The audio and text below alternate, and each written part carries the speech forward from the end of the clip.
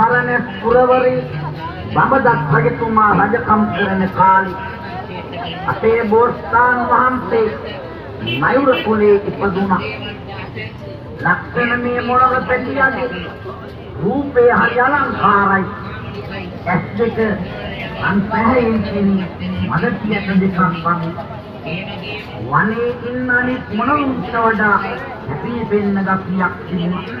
මේ මොනක පැටියගේ පිට මත රන් රේඛා තුනක් තියෙනවා. කාලයේ ගෙවිමින් යනකොට අනිත් මොනවුන්ට වඩා මහත් දුර වැඩමි ලොකු වුණා. වනයේ සිටින මොනර පිස එකතු වෙමි කරලා කතා.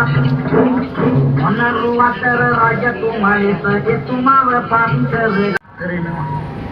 එතනට වැඩිය බුදු පියාණන් වහන්සේ අහනවා මොනවා පිළිබඳද සාකච්ඡා කරන්නේ. ඒ සංඝයා වහන්සේලා කියනවා බුදුරජාණන් වහන්සේ දෙව්දත් තෙරිඳුවට වෛර කරනවා. ඔබ දෙව්දත් තෙරිඳුන්ට මෛත්‍රිය වඩනවා.